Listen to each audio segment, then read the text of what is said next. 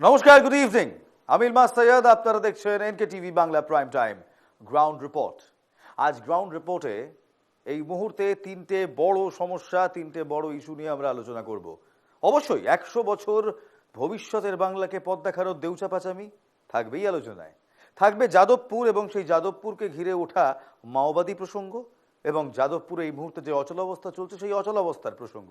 এবং 3 নম্বর যে প্রসঙ্গ নিয়ে আমরা আলোচনা করব সেটা আমার আপনার খুবই কাছের এবং গুরুত্বপূর্ণ। 145টি ওষুধ তার গুণগত মান খারাপ, কেন্দ্রীয় এবং রাজ্যের বিভিন্ন ড্রাগ টেস্টিং ল্যাব সেই রিপোর্ট দিয়েছে। তাহলে কি আমার আপনার জীবন সংকটে? মধ্যবিত্তর জীবনে আরও একবার একটা বড় প্রশ্নবোধক চিহ্ন রয়ে গেল। Good evening ladies and gentleman, আমি ইলমাস সৈয়দ। আজ 7 PM prime time NK TV Bangla ground রিপোর্টে এই তিনটি ইস্যুই থাকছে। প্রথমে চোখ রাখবো দেউচায়। মুখ্যমন্ত্রী মমতা বন্দ্যোপাধ্যায় বলেছিলেন এই দেউচা পাচামি আগামী 100 বছরের বাংলার ভবিষ্যৎ দেখাবে। এই দেউচা বাংলা এবং কর্মসংস্থান হাতে হাত দিয়ে যাবে। সমস্যা হলো দেউচায় কয়লা উঠবে কি উঠবে না, ব্যাসল্ট লক ভেঙে দেউচায় কিছু হবে কি হবে না সে তো পরের কথা। কাজটা চলুক। কাজটা তো চলছে না। দেউচায় স্থানীয়রা আবারও বিক্ষোভ দেখালেন, কয়লা খনি প্রকল্পের কাজ বন্ধ করে দিলেন স্থানীয় আদিবাসীরা। আমরা এনকে টিভি বাংলা প্রথম আপনাদের 21শে ফেব্রুয়ারি সেই এক্সক্লুসিভ রিপোর্ট দেখাই, যেখানে গিয়ে আমরা বলেছিলাম যতটা খুশির দেউচা বলছেন প্রশাসন এবং মুখ্যমন্ত্রী, দেউচা ততটা শান্তিপূর্ণ নয়।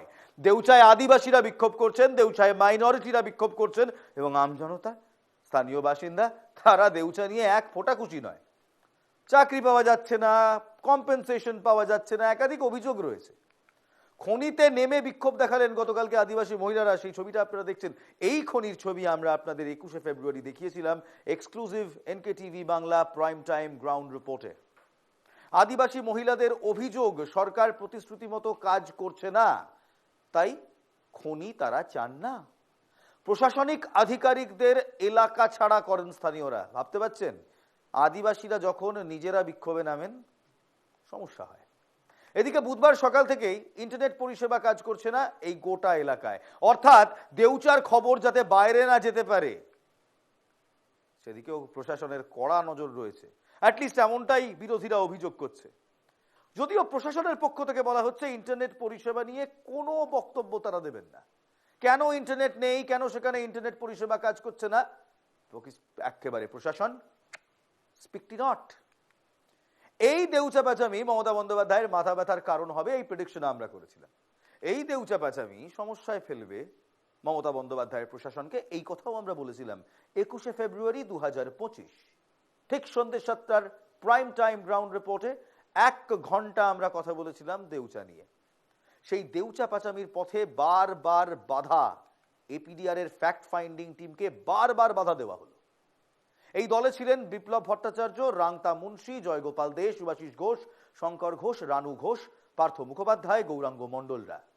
গতকাল তারা সিউড়ি বাস স্ট্যান্ডের কাছে বিপি গেস্ট হাউসে ওঠেন, কিন্তু ভোরে সেখান থেকে আর বেরোতে তারা পারেন না। তারা যখন বেরোনোর চেষ্টা করেন তখন বুঝতে পারেন যে এই প্রতিনিধি দল, তারা বুঝতে পারেন যে তাদের আটকে দেওয়া হয়েছে। পরে তাদেরকে ছাড়া হয়েছিল, কিন্তু তারা আর দেউচার দিকে যাত্রা শুরু করতে পারেননি। যেই দেউচার দিকে যাত্রা শুরু করছেন ঠিক তক্ষুনি তিলপাড়া ব্যারেজ পেরিয়ে শেওড়াকুড়ি মোড়ে তাদেরকে আবার আটকে দেওয়া হয়। অভিযোগ 100 থেকে 150 জন মানুষ তাদের গাড়ি আটকে ফোন ছিনিয়ে নেয়, সঙ্গে চলতে থাকে অকথ্য গালিগালাজ। প্রায় 2 ঘন্টা এভাবে কাটাতে থাকার পর রানু ঘোষ অসুস্থ হয়ে পড়েন, বমি করেন।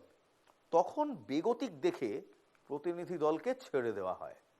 আপাতত রানু ঘোষকে সিউড়ি হাসপাতালে ভর্তি করা হয়েছে। এই পুরো প্রক্রিয়ায় পুলিশ প্রতিনিধি দলকে অনুসরণ করেছে এমনটাই অভিযোগ, অর্থাৎ তারা ফলো করছিল। পরে অবশ্য প্রতিনিধি দল গিয়ে সিউড়ি থানায় অবস্থান করেন। কিন্তু এপিডিআর এর একটি ফ্যাক্ট ফাইন্ডিং টিম তারা দেউচা যাচ্ছে, সরকারের লুকোনোর কি আছে যে সরকার তাদের যেতে দেবে না? নাকি সত্যি লুকোনোর কিছু রয়েছে? যে ছবি দেখছেন সেই ছবি রানু ঘোষের, সেই রানু ঘোষ যিনি এই মুহূর্তে সিউড়ি থানায়, মাফ করবেন, সিউড়ি হাসপাতালে ভর্তি রয়েছেন। এপিডিআর কে আটকাচ্ছেন, ইন্টারনেট সেখানে কাজ করছে না। কেন কাজ করছে না কেউ জানে না। প্রশাসনের মুখে কুলুপ, তারা কোনো বক্তব্য রাখতে চান না। এই দেউচা প্রস্তাবী নিয়ে মুখ্যমন্ত্রী স্বপ্ন দেখিয়েছেন। দেউচায় মুখ্যমন্ত্রীর স্বপ্নের প্রকল্প, তিনি কি বলেছিলেন জানেন তো? এই প্রকল্প প্রায় 1 লক্ষ মানুষকে কর্মসংস্থান দেবে, বাংলাকে আরো উজ্জ্বল করে তুলবে। মুখ্যমন্ত্রী মমতা বন্দ্যোপাধ্যায় বিশ্ব বঙ্গ বাণিজ্য সম্মেলনের মঞ্চ থেকে দেউচা নিয়ে যে ঘোষণা করেছিলেন, একবার আসুন নিজেরাও মনে করে নি আর স্মৃতিটাকে একটু ঝালিয়ে নি। লুক, আমরা আগামী জেনারেশনের জন্য, আগামী প্রজন্মের জন্য 100 বছর তাদের যাতে লোডশেডিং ফেস করতে না হয় এবং পাওয়ারের দাম যাতে বেড়ে না যায়, চিপ প্রাইসে পাওয়ার পায়, তাই এই প্রজেক্টটা তৈরি করছি। ওটা মিলিয়ে এবং অ্যান্সিলারি মিলিয়ে প্রায় 1 লক্ষ ছেলে মেয়ের ওখানে কাজ হবে শুধু দেউচা পাটমিতে। কেন আদিবাসীদের মধ্যে এত বিরোধ, তাদের মধ্যে এত ক্ষোভ কেন? যদি এত মানুষ কাজ পায়, 1 লক্ষ মানুষ যদি কর্মসংস্থান পায় দেউচাতে, তাহলে আমজনতার তো কোনো সমস্যা নেই, আদিবাসীদের তো আরো সমস্যা না থাকার কথা, কারণ রোজগার আসবে, টাকা আসবে। তবে আদিবাসীরা হঠাৎ করে এই যে ছবি দেখছেন, খনিতে নেমে কেন আটকালেন প্রকল্পের কাজ? কেন বললেন সরকার প্রতিশ্রুতি রক্ষা না করলে খনি আমরা চাই না? সেখানকার আদিবাসীরা কি বলছেন শুনুন। এখন আমরা আপাতত সাগরবাড়ি গ্রামের আছি। এখনো 4টে গ্রামের মানুষ আছে, লোকজন আছে, তারা আসুক, তাদের সঙ্গে ডিসিশন হোক কি হবে। কিন্তু আমরা একটাই চাই যে কয়লা খাদান তো হবেই না, প্লাস গাছ যে কেটেছে সেগুলো নিষেধ দেন। এখন গাছ যেগুলো কাটা হয়েছে, বাকি যেন পরবর্তীকালে যেন কাটাও না হয়, প্লাস খাদানটাও যেন বন্ধ থাকা হয়। আচ্ছা, এই যে দেউচা পাচামি কয়লা খনি যেটা খাদানটা শুরু হয়েছিল, তোমাদেরকে জানানো হয়েছিল? না, হয়নি। আর এই যেখানে কাজটা শুরু হয়েছিল, এই জায়গাটা কি ভেস্টার চিড়িয়া না ফরেস্ট চিড়িয়া? ফরেস্টের জায়গা। তো তাহলে তোমরা কি চাচ্ছ? বন্ধ থাক, বন্ধ না পরবর্তীকালে কি চালু হবে না? না না না, বন্ধ। কয়লা বলতেই বন্ধ, কয়লা করা হবে না। আমরা যেভাবে আছি সেভাবে থাকতে চাই। কয়লা চাইছো না, কয়লা আমরা চাই না। আমরা পাথরের দেশে আছি, আমরা পাথরের দেশেই থাকবো। পরবর্তীকালে আমাদের ছেলেপেলেরা সেই পাথর নিয়ে করে খাবে। কিন্তু কয়লা হলে পরে আমরা এখন নয়, আমরা চাকরি পাবো। ছেলেপেলেরা কি করবে? সরকার তো অনেক কিছুই বলছে। সরকার বলছে হ্যাঁ আমরা করে দেবো, আগে দেখা করে, আগে করে দেখা।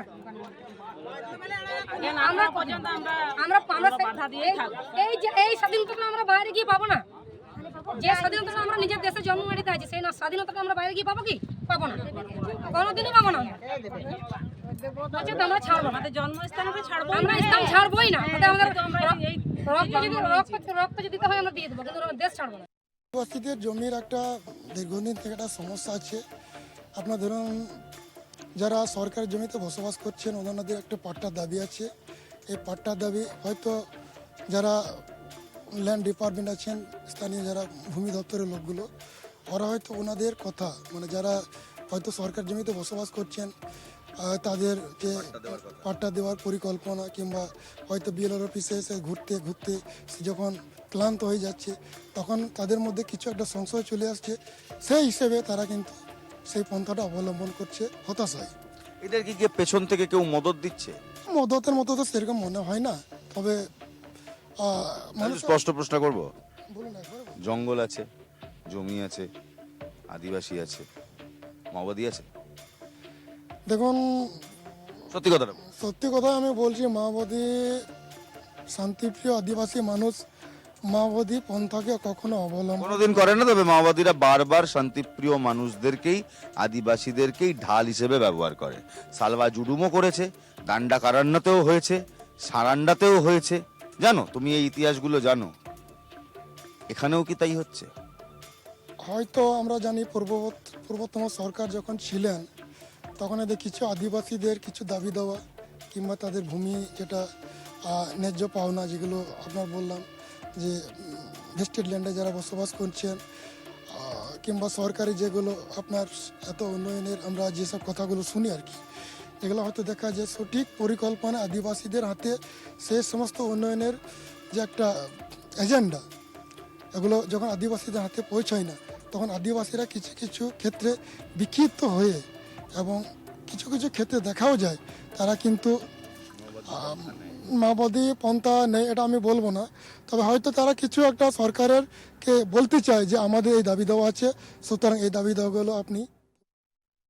21শে ফেব্রুয়ারি 2025 আমরাই আপনাদের সবার আগে দেখিয়েছিলাম যে দেউচায় সবকিছু ঠিক নেই, আদিবাসীরা ঠিক নেই, তারা ক্ষোভে ফুঁসছে।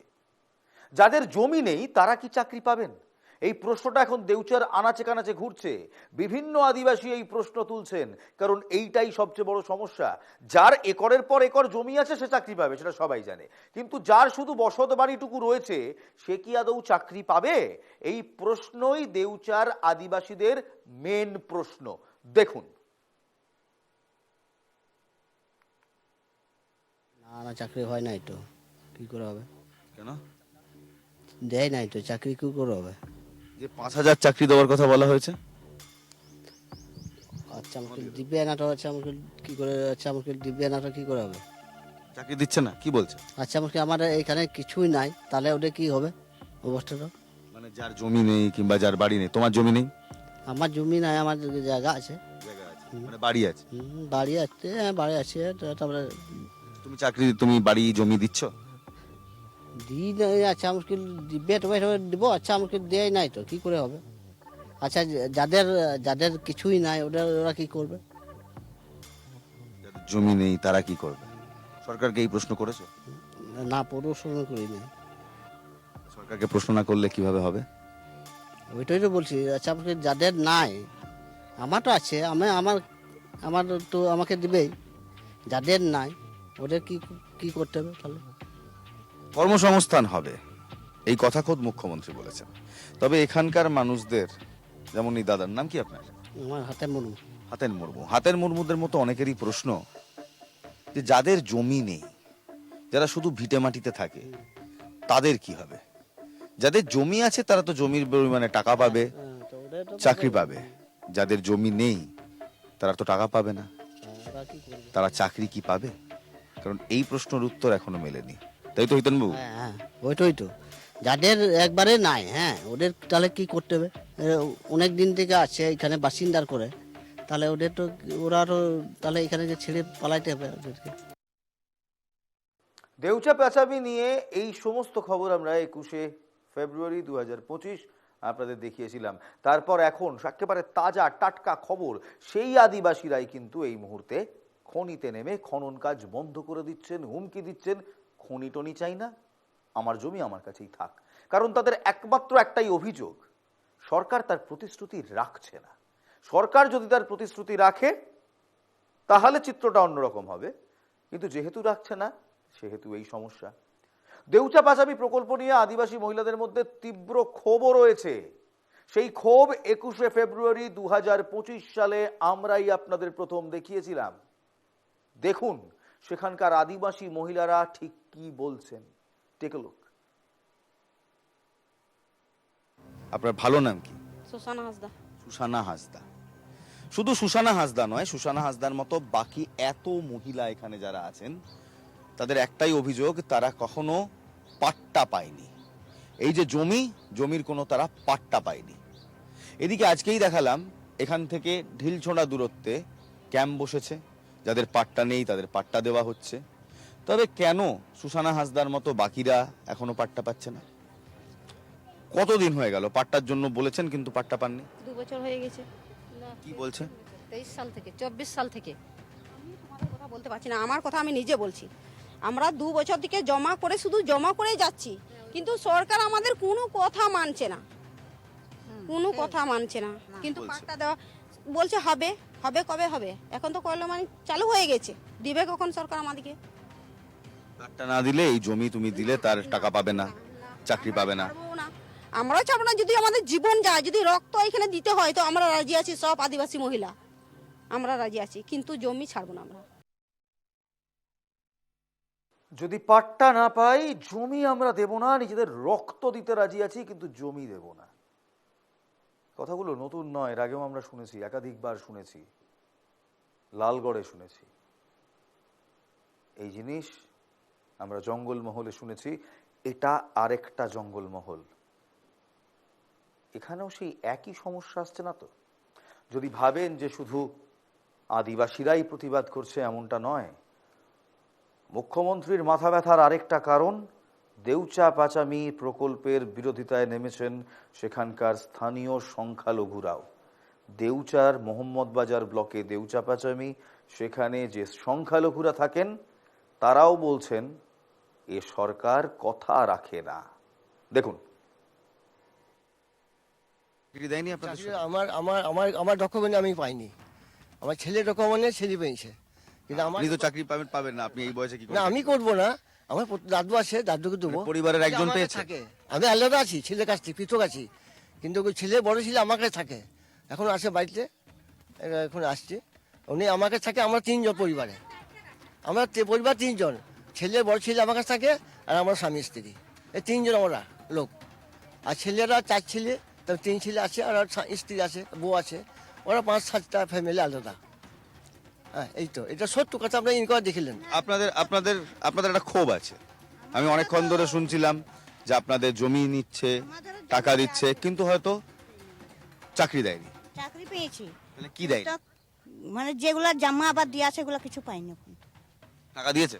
না না, টাকা পাবেন তো? তো দেয়নি, তো দেয়নি। ডিএম কে বলেছেন?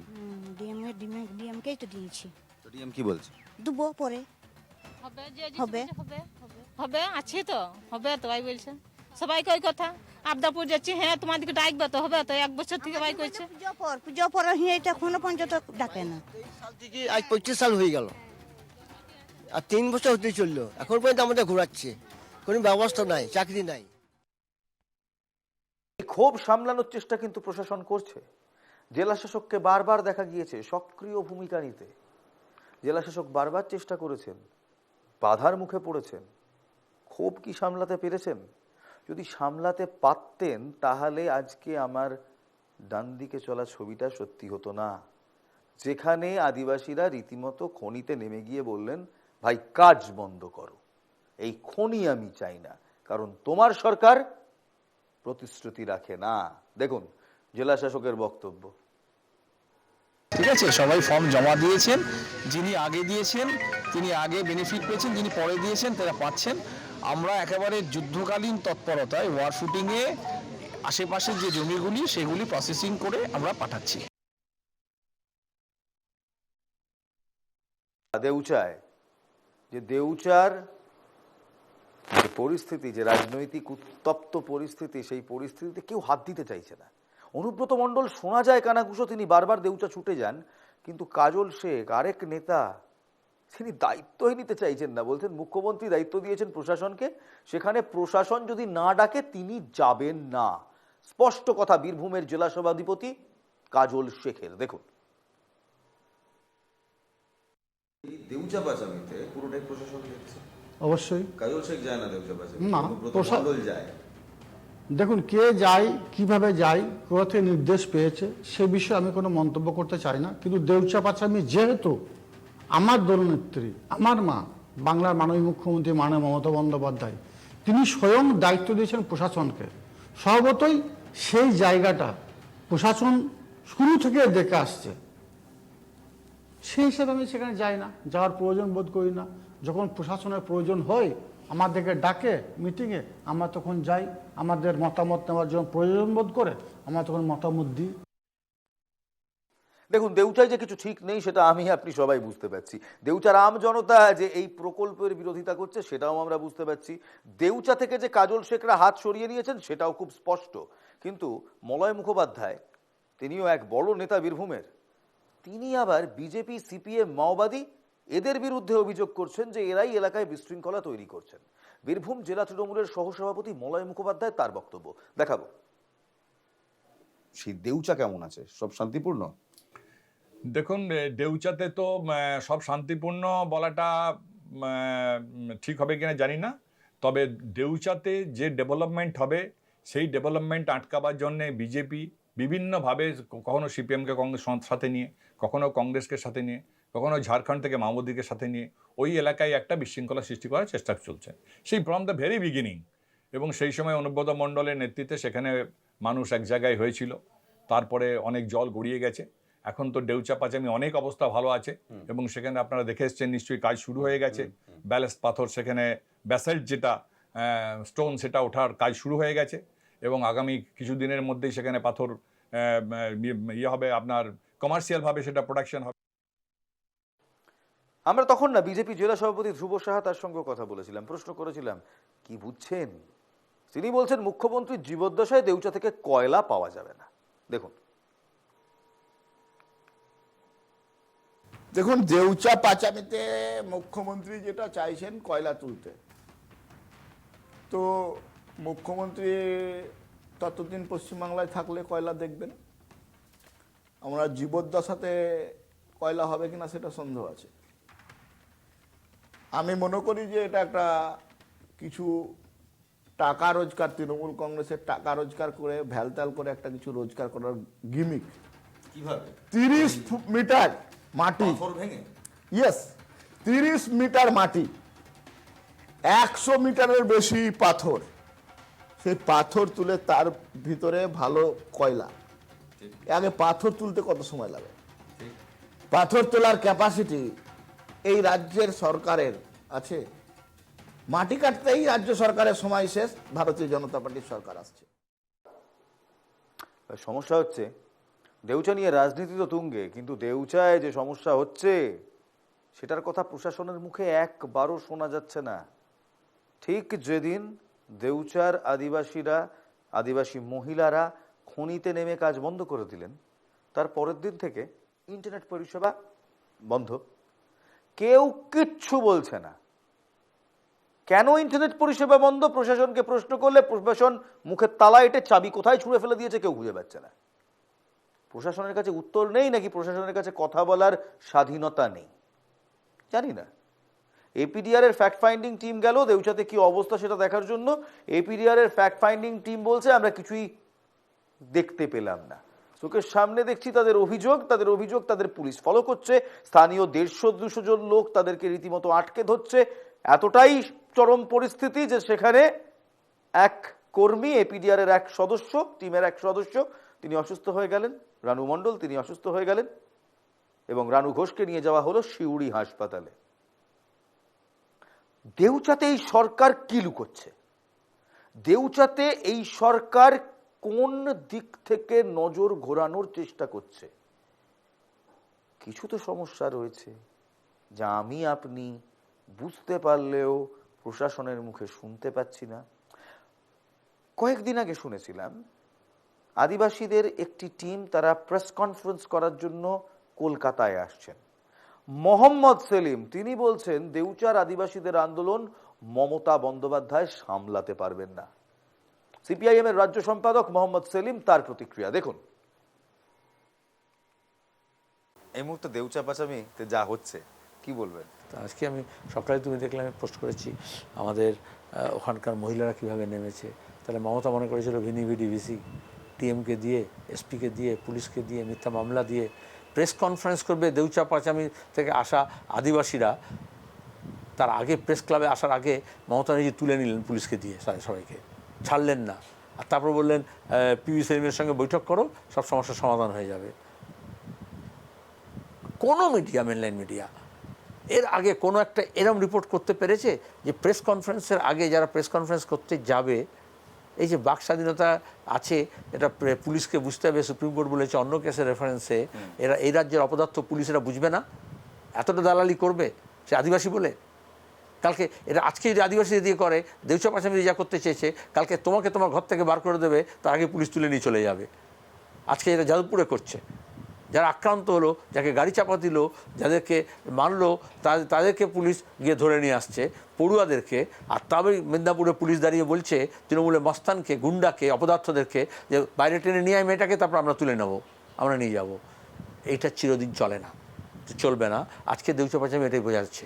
কদিন কি হয়েছে, আমরা গেলে তোমরা বলতে মিডিয়ার একটা অংশ বলতো, ফুলপাতা বিজ্ঞাপন দিয়ে বলা হতো, যেমন আরজি করে ঘটনার সময় বলা হয়েছে যে এই দেখো এরা সব হচ্ছে গিয়ে কিছু হতে দেয় না, সব আটকে দিচ্ছে।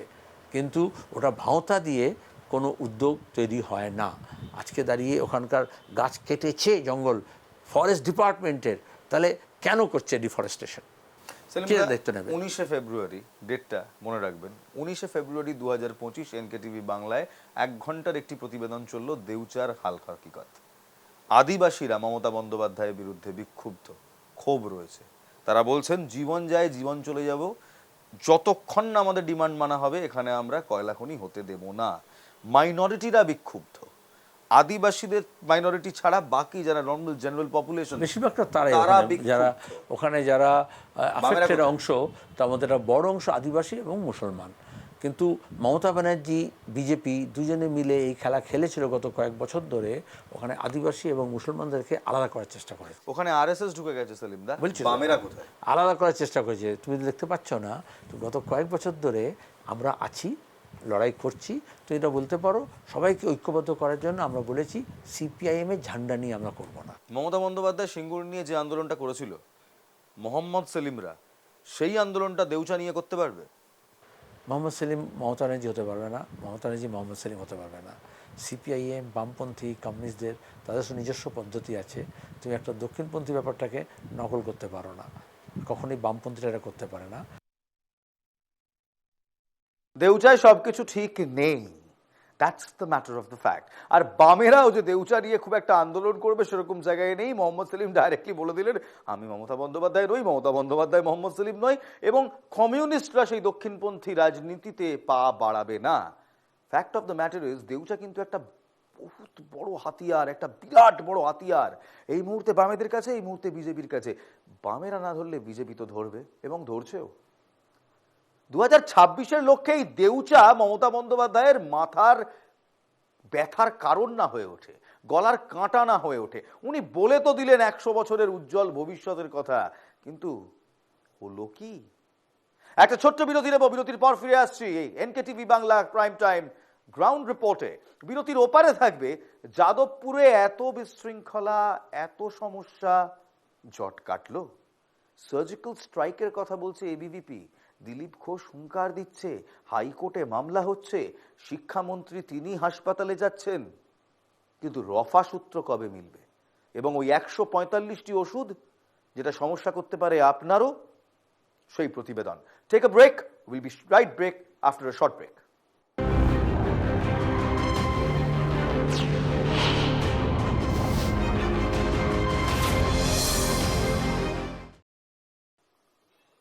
Ladies and gentlemen, welcome back. আপনারা দেখছেন NK TV Bangla prime time 7 PM ground report. এবার চোখ রাখবো যাদবপুর কাণ্ডে, কারণ যাদবপুর কাণ্ডে একের পর এক যা ঘটনা ঘটছে তার রীতিমতো বিস্ময় জাগাচ্ছে আমজনতার মনে। এবিভিপি গতকাল বলেছিল, আপনারাও শুনেছেন, আমরা গ্রাউন্ড রিপোর্টে ফলাও করে দেখিয়েছি, যাদবপুরে সার্জিক্যাল স্ট্রাইক হওয়ার হুঁশিয়ারি। এই এবিভিপি কয়েকদিন আগে যাদবপুর দখলের একটি অভিযান বলুন, একটি প্রচেষ্টা বলুন, কি বলবো আমরা জানি না, অনেকে বলছেন হুলিগানিজম, কিন্তু আমরা সংবেদনশীল সংবাদ মাধ্যম সেই শব্দটা বলতে পারি না। যা হয়েছিল আপনারা ছবিতে দেখে নেবেন, একটু পরেই দেখাবো। কিন্তু তারা তারপর একটি হুঙ্কার দিলেন, হুঙ্কার দিয়ে বললেন যাদবপুরে সার্জিক্যাল স্ট্রাইক হবে। সার্জিক্যাল স্ট্রাইক, বুঝতে পারছেন? যেমন ঠিক ভারতীয় সেনারা করে, ঠিক সেরকম সার্জিক্যাল স্ট্রাইক হবে। এই যে ঘটনা, এই ঘটনা থেকে সূত্রপাত ইন্দ্রানুজের চোখ চলে যাওয়া কিংবা তার চোখে আঘাত পাওয়া থেকে সূত্রপাত, ব্রাত্য বসুর গাড়ির নিচে ইন্দ্রানুজের চাপা পড়া থেকে সূত্রপাত, তারপর অনেক জল বয়ে গিয়েছে গত দুদিনে। যাদবপুরকে মাওবাদী তকমা, মাওবাদী আখ্যা দিতেও পিছপা হয়নি তৃণমূল কংগ্রেস এবং বিজেপি। শেষমেশ গিয়ে একেবারে সার্জিক্যাল স্ট্রাইকের হুঁশিয়ারি দিয়ে দিল এবিভিপি। দেখুন,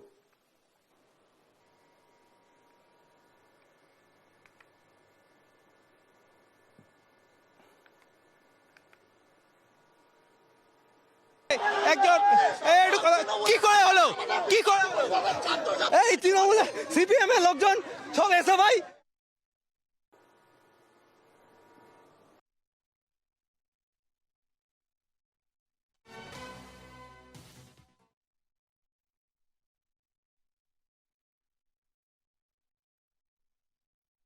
ভেতরে ঢুকে সব নেশা ভাঙ করে বাজে সব এরা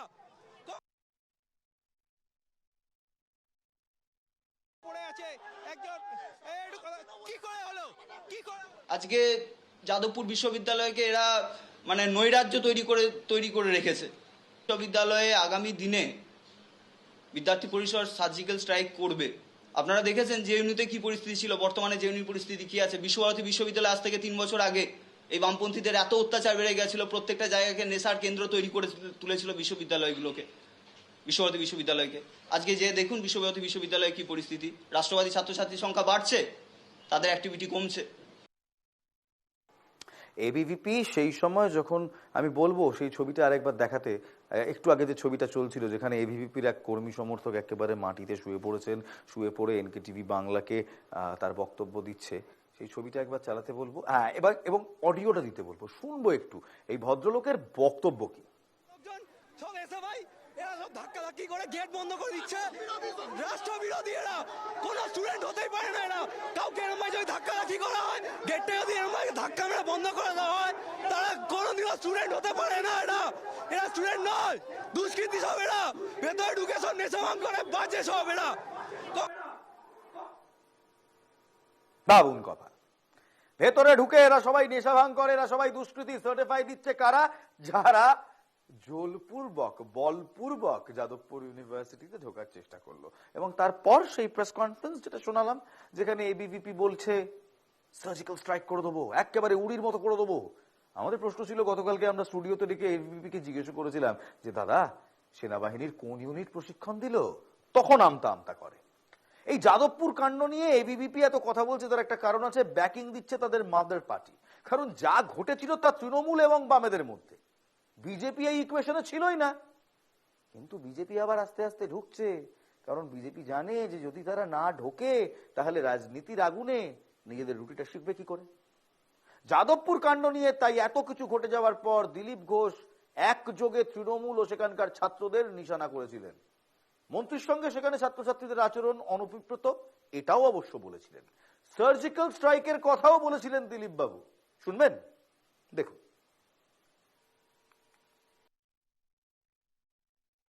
যাদবপুরে যে ঘটনাগুলো ঘটছে এটা মোটেই অপেক্ষিত নয়। যাদবপুরের ইউনিভার্সিটির মতো একটা ইউনিভার্সিটিতে এই ধরনের ঘটনা বারবার ঘটছে। টিএমসি ইচ্ছা করে এর মধ্যে পড়ে না, সেখানকার পরিবেশ ঠিক করার চেষ্টা করে না। শিক্ষামন্ত্রী আজকে সেটা সম্মুখীন হয়েছেন। একসময় বাবুল সুপ্রিয় যখন কেন্দ্রীয় মন্ত্রী ছিলেন, তিনি গেছিলেন, তাকে কীভাবে হ্যাকেল করা হয়েছিল আমরা দেখেছি। মাননীয় গভর্নর আর ধনকড়জিকেও সেভাবে গাড়ি আটকানো হয়েছিল। আমার মনে হয় ঠিক সেইভাবেই শিক্ষামন্ত্রী ব্রাত্য বসুর সঙ্গেই হয়েছে। এটা সিরিয়াসলি দেখা উচিত। মুক্তাঞ্চল তো হয়েছে, সেই সময় ওই ঘটনার প্রতিবাদে আমি আমাদের ওখানকার কর্মীদের বলেছিলাম এর জবাব চাই। আর কিভাবে আমরা সার্জিক্যাল স্ট্রাইক করেছিলাম যাদবপুর ইউনিভার্সিটিতে আপনারা দেখেছেন। যারা নিয়ম কানুন এথিক্স কিছু মানে না, এই ধরনের জঘন্য রাজনীতি করে, স্টুডেন্টদের কাছ থেকে আমরা এতটা আশা করি না। একটা ক্যাম্পাসের মধ্যে আপনি যা ইচ্ছা করবেন, এটা চলতে পারে না। যাদের না বাইরে কোথাও না ভিতরে কোথাও কিছু আছে, কিছু হুলিগান টাইপের ছাত্র ওখানে বসে বারবার এরকম করবে, মন্ত্রী থেকে গভর্নরকে অপমান করবে, এটা পশ্চিমবাংলার পক্ষে সম্মানজনক নয়। এই যদি হয় পরিস্থিতি, যেখানে এক ছাত্র গাড়ির তলায় চাপা পড়ছে, মন্ত্রীর গাড়ির তলায় চাপা পড়ছে, তারপর সেখানে সিপিএম, সেখান থেকে অতি বাম, অল্প বাম, তুখোড় বাম আর যা যা বাম হয় সবাই মিলে ঝাঁপিয়ে পড়ছে, তৃণমূল কংগ্রেস পাল্টা আক্রমণ করছে, প্রেস কনফারেন্সের পাল্টা প্রেস কনফারেন্স, এবিভিপি সেখানে ঢুকে পড়ার চেষ্টা করছে, এবিভিপি সেখানে একাধিক সমস্যার কথা তুলে ধরছে, সার্জিক্যাল স্ট্রাইকের কথা বলছে। উপাচার্য এই বিশ্ববিদ্যালয়ের এই সব দেখে রীতিমতো অসুস্থ হয়ে পড়েছেন। এতটাই অসুস্থ তিনি, তাকে হাসপাতালে ভর্তি করা হয়েছে। শুধু তাই নয়, উপাচার্যর আরোগ্য কামনা করছেন ইন্দ্রানুজ, আহত ছাত্র ইন্দ্রানুজ, তার বাবা। আজ আবার সেই উপাচার্যকে দেখতে গেলেন শিক্ষামন্ত্রী ব্রাত্য বসু। শিক্ষামন্ত্রী ব্রাত্য বসু সেখানে গিয়ে উপাচার্যের সঙ্গে কথা বলার পর কি বললেন দেখুন। আমার সহকর্মীরা তারাও আমার সঙ্গে আছেন। উপাচার্যকে একটা যে উপাচার্যকে নিগ্রহ করা হয়েছে, আপনারা দেখেছেন গত 1 তারিখ উপাচার্যকে নিগ্রহ করা হয়েছে, শারীরিকভাবে হেনস্থা করা হয়েছে, অপমান করা হয়েছে, এবং তারপরেও তার সঙ্গে একটা রাজনৈতিক উদ্দেশ্য প্রণোদিতভাবে একটি নির্দিষ্ট রাজনৈতিক দল যেভাবে তাকে হেনস্থা করছে, এটা অকল্পনীয়। আমি আজকে ওনাকে দেখতে এসেছিলাম,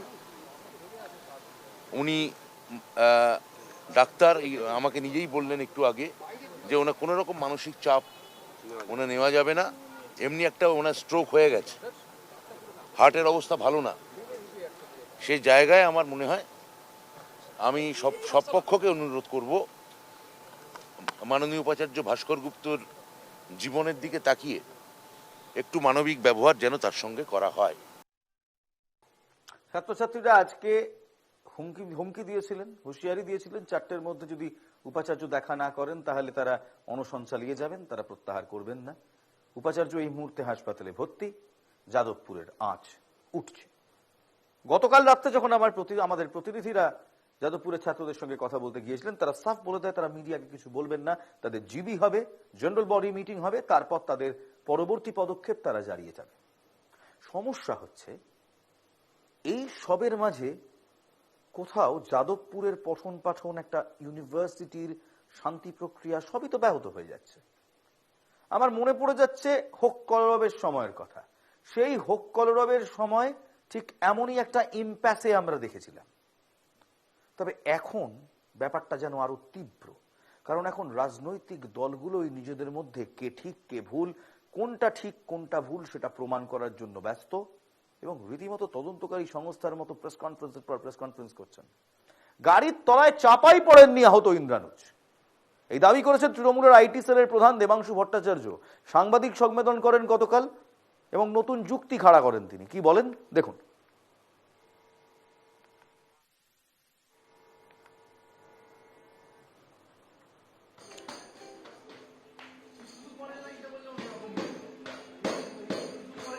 আমরা দেবাংশুর বক্তব্য দেখাবো, কিন্তু তার আগে তৃণাঙ্কুর কি বলেছেন দেখাবো।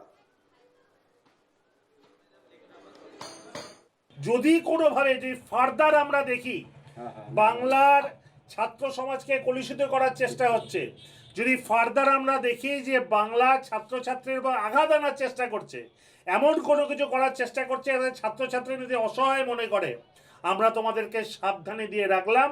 আমাদের নেত্রী রবীন্দ্রসঙ্গীত শোনাতে বলেছেন, তোমরা রবীন্দ্রসঙ্গীত শুনেছো, ডিজে মিউজিকটা শুনতেও কিন্তু খুব বেশি দিন লাগবে না। নিজেদের সাবধানভাবে থেকো এবং আমাদের সহনশীলতাকে আমাদের দুর্বলতা ভেবো না।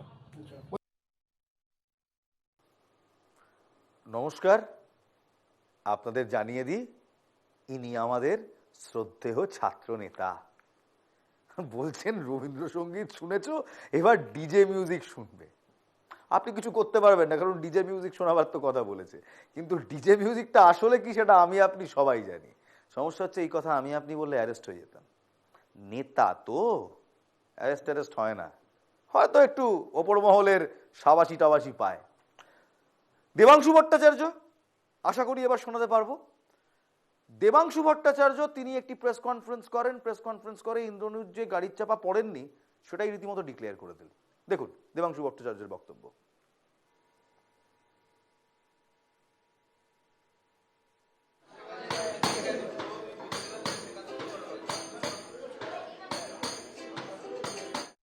এই ছবিটা সর্বত্র দেখানো হচ্ছে এবং বিশেষ করে আমাদের সিপিএম এর বন্ধুরা, যেটা নিয়ে আমি গতকালকে ভিডিও করেছিলাম এবং আমার সেই ভিডিওর অন্য অংশ নিয়ে অন্যরকম বিশ্লেষণ করেছেন বামপন্থী বন্ধুরা। এসএফআই এর আমার প্রিয় দাদা সৃজন দা প্রেস মিট করেছে দেখছিলাম। আচ্ছা, আমাকে একটা কথা বুঝিয়ে দিন। আমার ভিডিওর বক্তব্য ছিল এই ছবিটি আপাতভাবে দেখে মনে হচ্ছে সত্যি নয়। এই ছবিটা আপনারা স্পষ্ট দেখতে পাচ্ছেন যে একজন স্করপিওর সামনে চাকার নিচে ঢুকে রয়েছে। ওই দিন কোনো স্টিল ছবি তোলা হয়নি। যে কটা ভিডিও বা ছবি আপনি আমি প্রত্যেকে পেয়েছি, প্রত্যেকটা ভিডিও থেকে নেওয়া, ভিডিও পজ করে নেওয়া তার স্ন্যাপ। এটাও ভিডিও থেকে নেওয়া স্ন্যাপ। এই যে ভিডিও থেকে নেওয়া স্ন্যাপ, তাহলে ভিডিও থেকে যে স্ন্যাপটা নিয়ে যেখানে দেখানো হচ্ছে এই গাড়ির চাকার নিচে নাকি ইন্দ্রানুজ শুয়ে রয়েছে, তাহলে আমাদের বক্তব্য হচ্ছে এই ভিডিওটা কোথায়? গতকাল সৃজন দ্বারা প্রেস মিট করে যে ভিডিওটা দেখিয়েছেন সেটা গাড়ির ব্যাক সাইডের ভিউ, এবং সেখানে যে কেউ পড়ে যাচ্ছে, সে পড়ে সাইডে চলে যাচ্ছে না কোন দিকে চলে যাচ্ছে বোঝা যাচ্ছে না। সেটা একমাত্র বোঝার উপায় ফ্রন্ট ভিউ থেকে। তো যেখান থেকে এই স্ক্রিনশটটা, যে ভিডিও থেকে আপনারা এক্সট্রাক্ট করেছেন, সেই ভিডিওটা কোথায়? এটা যতক্ষণ না আমাদের কাছে আসছে আমরা তো এটাকে সত্যি বলে মনে করতে পারবো। এই যাদবপুর কাণ্ডে দ্বিতীয় জনস্বার্থ মামলা দায়ের করা হয়েছে কলকাতা হাইকোর্টে। বিশ্ববিদ্যালয়ের অচলাবস্থা নিয়ে প্রধান বিচারপতির ডিভিশন বেঞ্চে মামলাও করা হয়েছে। প্রতিদিন যাদবপুরের অবস্থা অবনতি হচ্ছে এমনটাই অভিযোগ করা হয়েছে। দ্রুত শুনানির আবেদনও করা হয়েছে। প্রধান বিচারপতির ডিভিশন বেঞ্চের দৃষ্টি আকর্ষণের জন্য আবেদন করা হয়েছে। বৃহস্পতিবার মামলার শুনানির সম্ভাবনা। এই নিয়ে আইনজীবীর কি বক্তব্য এবং কুণাল ঘোষের কি বক্তব্য শোনাবো। যে সাতখানা এফআইআর রেজিস্টার হয়েছে, সাতখানাই হচ্ছে শাসক দলের ভার্সান আর পুলিশের ভার্সান। অথচ ছাত্ররা যারা ইনজিওর হয়েছে তারা অভিযোগ করেছে, তাদের অভিযোগকে এফআইআর করা হয়নি। আদালতে আজকে প্রশ্ন করে কেন এফআইআর হয়নি, জাস্টিফিকেশন দেওয়ার চেষ্টা হয়েছে স্টেটের পক্ষ থেকে। আলটিমেটলি আদালত বলেছেন আজকের মধ্যে এফআইআর করতে হবে। ইন্টেলিজেন্স কি করছিল এই ঘটনা যে ঘটলো, যেখানে রাজ্যের মন্ত্রী আসছেন, সেই মন্ত্রী তার কাছে ইন্টেলিজেন্সের খবর ছিল কিনা? আপনি এত হোয়াটসঅ্যাপ দেখাচ্ছেন, তাহলে সেই খবর যদি আপনার কাছে ছিল তাহলে মন্ত্রীকে জানানো হয়েছিল কিনা? যদি মন্ত্রীকে জানানো হয়ে থাকে তাহলে সেই জানানোর পরেও তিনি সেটাকে অমান্য করে গেছেন কিনা।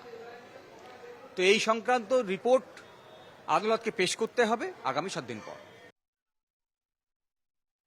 দেখুন, আদালত যদি কোনো নির্দেশ দেন তার উপর তো আমরা কিছু বলতে পারি না, কিন্তু সকলে দেখেছেন, চোখের ওপর দেখেছেন, পুলিশের কাছে অভিযোগ জমা পড়লে সেটা খতিয়ে দেখে নিশ্চয়ই এফআইআর হবে।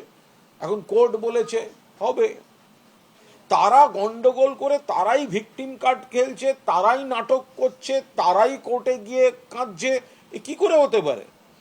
তো সুতরাং নিশ্চিতভাবে যাদের দায়িত্ব জবাব দেওয়ার, প্রশাসন বা আইনের দিকে আমাদের যে প্রতিনিধিরা আছেন, তারা যথাযোগ্য পদক্ষেপ নেবেন।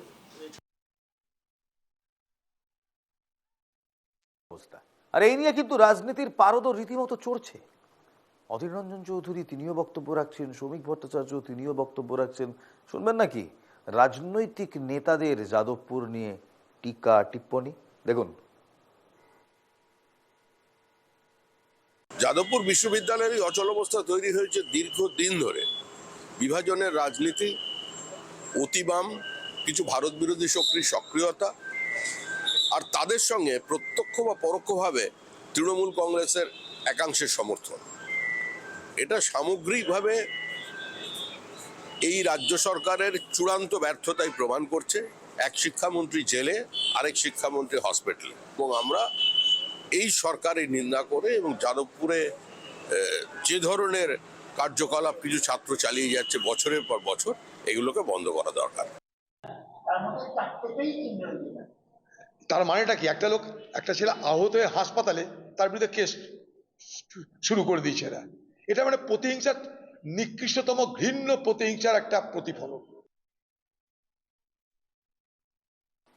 একটা কয়লা খনি যেটা বাংলার ভবিষ্যৎ বদলে দেবে, 100 বছরের জন্য বাংলাকে উজ্জ্বল থেকে উজ্জ্বলতর করবে, বিষবাও জলে।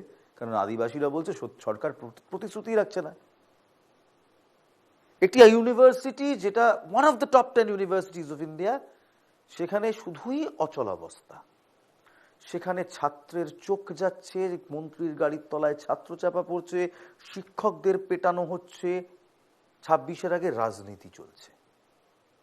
আর ওষুধ, রোগ হলে তো ওষুধ দিতে হয়।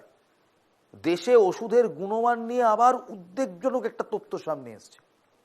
কেন্দ্রীয় ওষুধ নিয়ন্ত্রক সংস্থা সিডিএসসিও গুণগত মান পরীক্ষায় ফেল করেছে 145টি ওষুধের ব্যাচ।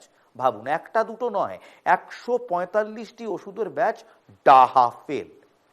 এর মধ্যে রয়েছে বহু নামী সংস্থার ওষুধ, যাদের হাই প্রেশার রয়েছে, যাদের অ্যালার্জি রয়েছে, এরকম নানা সমস্যা রোগের ওষুধ রয়েছে। সিডিএসসির জানুয়ারি মাসের রিপোর্টে উঠে এসেছে এই তথ্য। রিপোর্ট অনুযায়ী 145টি ওষুধের ব্যাচকে প্রত্যাশিত গুণমানের নয়, এইভাবেই চিহ্নিত করা হয়েছে।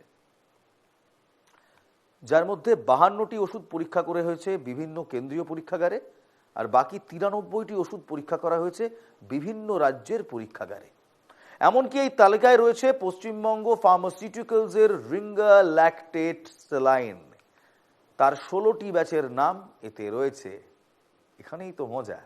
এই রিঙ্গা ল্যাকটেট নিয়ে কম কিছু তো দেখলেন না, আমিও কম দেখলাম না, আপনারাও কম দেখলেন না। মনে আছে মেদিনীপুর মেডিকেলে এই রিঙ্গার ল্যাকটেট নিয়ে কত জল ঘোলা হলো, তারপর অনেককে সাসপেন্ড করা হলো, তারপর মুখ্যমন্ত্রী উদার হয়েছে, সব সাসপেনশন উইথড্র করে নিলেন, জুনিয়র ডাক্তারদের স্যালারি বাড়িয়ে দিলেন। সেই রিঙ্গার ল্যাকটেট স্যালাইনের 16টি ব্যাচ আনফিট। ড্রাগ নিয়ন্ত্রক সংস্থা একেবারে রিপোর্ট দিয়ে জানিয়ে দিয়েছে এই ব্যাচের ওষুধ অত্যন্ত নিম্নমানের এবং জীবাণু মুক্ত ছিল না, এমনটা ওই রিপোর্টে বলা হয়েছে। ব্যথার ওষুধ, নিউরোপ্যাথিক ব্যথা কিংবা স্নায়ুতন্ত্রের ক্ষতি বা আঘাতের কারণে যে ব্যথা হয়, সেই ব্যথার ওষুধ, হাইপারটেনশন, অ্যান্টি অ্যালার্জি, এমনকি অ্যান্টিবায়োটিক, পিপিআই, বমিভাব কমানোর ওষুধ, ভিটামিন, মাথা ঘোরা, অ্যান্টি ফাঙ্গাল ক্রিম, কাটা ছেঁড়া উপশমে ব্যবহৃত মলম, এই সমস্ত ওষুধ পরীক্ষায় ডাহা ফেল। বাকি রইল কি? Antibiotic fail, high pressure fail, anti fungal cream fail, derma cream fail, এমনকি কেটে গেলে যে ওষুধ লাগাই সেটাও ফেল, ভিটামিন ফেল, মাথা ঘোরার ওষুধ ফেল, বমি ভাব আটকানোর ওষুধ ফেল। উফ, কিছু রইল? মনে তো হচ্ছে না। 145টি ব্যাচের ওষুধ ফেল, এবং সেগুলো এমন এমন ওষুধ যেগুলো আমার আপনার ঘরে ব্যবহার হয়। বুঝতে পারছেন সমস্যা কতটা? চিকিৎসকরা বলছেন এটি স্বাস্থ্যক্ষেত্রের জন্য একটি বড় ধাক্কা। রোগী যখন চিকিৎসকের প্রেসক্রিপশন অনুসরণ করেন তখন তারা গুণমানহীন ওষুধ গ্রহণ করছেন, ফলে তাদের সুস্থতা বিঘ্নিত হচ্ছে। কিন্তু সবচেয়ে ভয়ানক বিষয় হলো নিম্নমানের অ্যান্টিবায়োটিক অন্যদের উপর খারাপ প্রভাব ফেলতে পারে, মানে সাইড এফেক্ট হতে পারে, যা গোটা সমাজকে বিপদে ফেলবে। বলছেন নানা ধরনের গুণমানহীন ওষুধের বিরুদ্ধে কঠোর পদক্ষেপ নিতে হবে, তাদের লাইসেন্স বাতিল করতে হবে এবং তাদের বিরুদ্ধে ক্রিমিনাল অফেন্সে মামলা শুরু করতে হবে। দেখুন,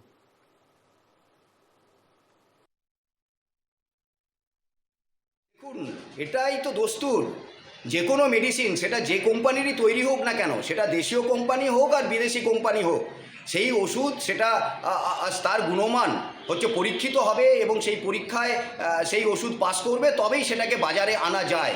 এবং তার জন্য কেন্দ্রীয় সরকারের যেমন সেন্ট্রাল ড্রাগ ল্যাবরেটরি আছে, একইভাবে আমাদেরও কিন্তু স্টেট ড্রাগ কন্ট্রোল বা ল্যাবরেটরি আছে পরীক্ষার গুণমান পাস করার জন্য। এবং এটা কোনোভাবেই সে যে ওষুধই হোক না কেন, সে একটা অম্বরের ওষুধ হতে পারে, একটা প্রেশার বা সুগারের ওষুধ হতে পারে, বা ক্যান্সারের ওষুধ হোক না কেন, সেই ওষুধকে পাস করলে তবেই সেটাকে বাজারজাত করা যায়। কিন্তু প্রশ্ন এখানে নয়, এরকম ঘটনা এবং ওষুধের ফেল করা এটা আমরা অতীতেও দেখেছি। কিন্তু প্রশ্ন হলো যে সেই পশ্চিমবঙ্গের যে ওই ওষুধ কোম্পানি যার রিঙ্গার ল্যাকটেট নিয়ে এত বিতর্ক, যার জন্য মেদিনীপুরে আমরা প্রসূতি মৃত্যু ঘটেছে বলে সাম্প্রতিক সময়ে ব্যাপক হইচই এবং বিতর্ক হয়েছিল, সেই রিঙ্গার ল্যাকটেট আমার রাজ্যের পরীক্ষায় ল্যাবরেটরিতে পরীক্ষায় পাস করলো, আর বাইরের রাজ্য বিশেষ করে কর্ণাটক এবং আসামে ফেল করলো। এটা কেন হলো? কেন্দ্রীয় সংস্থা central drug standard control organisation already যে রিপোর্টটা দিয়েছে তাতে দেখা যাচ্ছে যে বিভিন্ন ওষুধ যেগুলো খুবই পপুলার মেডিসিন, রেগুলার বেসিসে খান মানুষ, সেই ওষুধের মধ্যে প্রায় 93টি ওষুধের যে নির্দিষ্ট গুণমান ধার্য করা আছে সেই পরীক্ষায় তারা উত্তীর্ণ হতে পারেনি।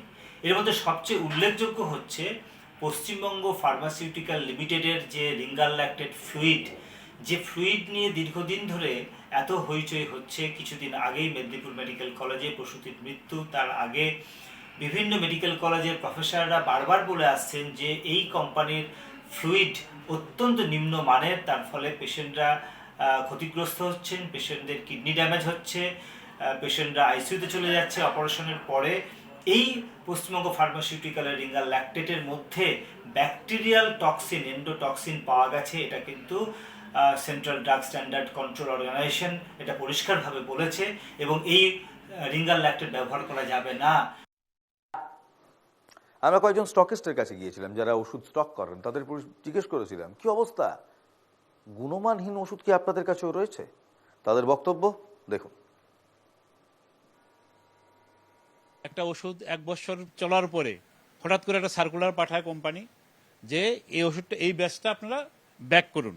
এই যে 1 বছর খেলো, খাওয়ার পরে মানুষের যা ক্ষতি করতে ক্ষতি হয়েই গেল, তারপরে ব্যাচটা ব্যাক করে লাভটা কি? এটা তো কেউ লিখেও না, প্রতিবাদও করে না। আমরা তো সাধারণ ব্যবসায়ী, ক্ষুদ্র ব্যবসায়ী, আমাদের প্রতিবাদ কেউ শুনবে না। 52টি সংস্থার ওষুধ কেন্দ্রীয় ড্রাগ টেস্টিং ল্যাবে পরীক্ষা করা হয়েছিল। 93টি ড্রাগ কন্ট্রোল করা হয়েছিল কেন্দ্রীয় সংস্থায়, এবং বাকিটি করা হয়েছিল একেবারে রাজ্যের সংস্থায়। সব ফেল।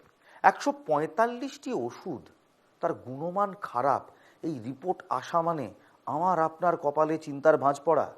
কারণ এর মধ্যে হাই ব্লাড প্রেশারের ওষুধ রয়েছে, এর মধ্যে অ্যান্টি অ্যালার্জি রয়েছে, এর মধ্যে অ্যান্টিবায়োটিক্স রয়েছে, এর মধ্যে মলম রয়েছে, ডার্মা মলম রয়েছে, এমনকি কেটে ছিঁড়ে গেলে যে মলম লাগাই সেই মলমেরও উল্লেখ রয়েছে। এবং রিঙ্গল ল্যাক্টেট তো রয়েছে। প্রশ্ন উঠছে দেশের এবং রাজ্যের স্বাস্থ্য ব্যবস্থা নিয়ে। একই সঙ্গে একটা বড় প্রশ্নের মুখে পড়ে যাচ্ছি আমরা। বাজার থেকে যে ওষুধ আমরা কিনছি, কয়েকদিন আগে দেখলাম ভুয়ো ওষুধের রমরমা, এখন দেখছি ওষুধের গুণগত মান খারাপ। এ কোন সময় বাস করছি আমরা? যত সময় এগোবে তত চিকিৎসা ব্যবস্থা উন্নত হবে, তত কোনো রোগ হলে আমরা তাড়াতাড়ি নির্মূল হতে পারবো, সেই রোগ থেকে আমরা অবসর নিতে পারবো। তা তো হচ্ছে না, রোগ থেকে যাচ্ছে, ভুলভাল ওষুধ বাজারে ঘুরে বেড়াচ্ছে। সমস্যার আমার, আপনার, সবার। আজকে এখানেই শেষ করছি। কি দেখলাম আজকে? প্রথম থেকে দেখলাম এই গোটা রাজ্যে কর্মসংস্থানের উজ্জ্বল নক্ষত্র দেখানো সেই দেউচা এই মুহূর্তে বিষবাও জলে। যাদবপুর ইউনিভার্সিটির মতো একটা ইউনিভার্সিটিতে এই মুহূর্তে শুধুই অচলাবস্থা চলছে, আর কিছুই নয়। সমাধান কি করে হবে, কে করবে, কেউ জানে না। আর দেখলাম আমার আপনার ওষুধ, সেই ওষুধেরও গুণমান খারাপ। তাই তো রোজ বলি, বারবার বলি, 7টা শেষ করার আগেই বলি, ভাবা প্র্যাকটিস করুন। ভালো থাকবেন, ভালো রাখবেন। জয় হিন্দ।